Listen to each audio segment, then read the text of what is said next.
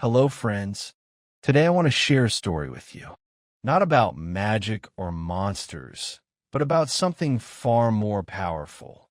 Something most of us are holding right now. Yes, our mobile phones. Don't worry, this isn't a lecture about how phones are bad. Phones are incredible inventions. They connect us, teach us, and make life easier. But there's a fine line. When we control the phone, it becomes a tool. When the phone controls us, it quietly becomes a problem.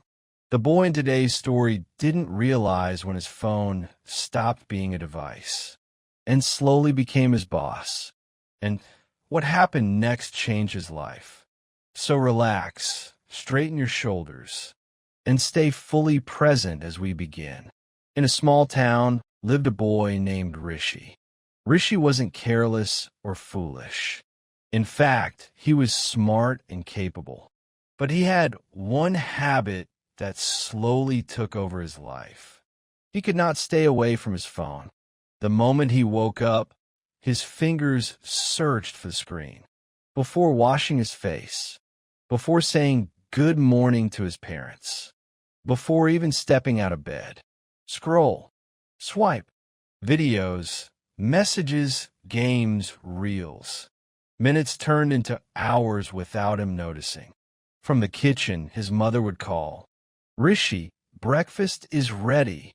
In 1 minute, he'd reply. But that 1 minute always became 20. Not because he didn't care, but because his mind was trapped inside the screen.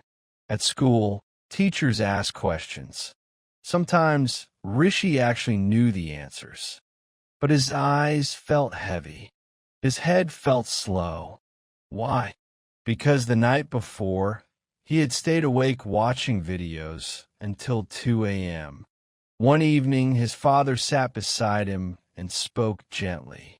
"I'm not against phones," his father said. "But look at yourself. Your eyes are tired. Your marks are falling. Your real life is waiting, while you are lost in a virtual one."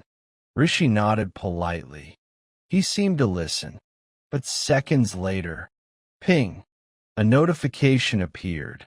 And just like that, all advice disappeared. Days passed.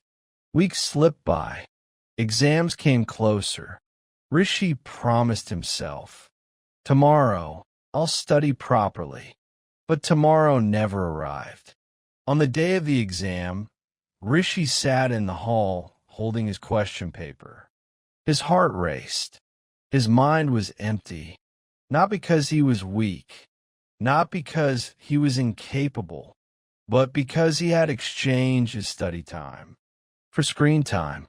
When the results were announced, Rishi stood quietly while others celebrated.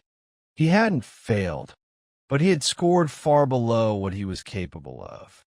That hurt even more. Friends moved ahead. Some joined coaching classes. Some discovered new skills. And Rishi? He sat alone in his room, staring at the same phone that had stolen his time. That night, for the first time, he placed the phone aside and looked into the mirror. His reflection seemed to whisper, "You didn't lose to anyone else. You lost to distraction." Tears filled his eyes, not because someone scolded him, but because he finally understood the truth. The next morning, Rishi made a decision. He didn't throw his phone away. He didn't hate technology. He simply took control. He deleted unnecessary apps, turned off useless notifications, kept his phone in another room while studying.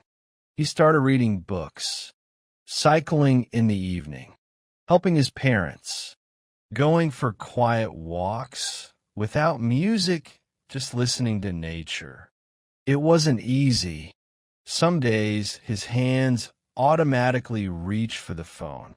Some days he felt restless. But slowly, day by day, his mind became calmer. His focus improved. His memory sharpened. His confidence returned. Within a few months, people noticed the change.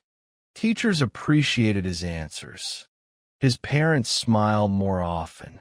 Friends began asking him for advice. Rishi hadn't quit technology. He had simply stopped being controlled by it. So friends, remember this. A mobile phone is like fire. Used carefully, it gives light. Used carelessly, it burns. Use your phone wisely. Don't let it use you. And just like you learned from this story, learning English or anything in life becomes easier when we listen, observe, practice, and stay present. Keep learning, keep growing, and I'll see you in the next story.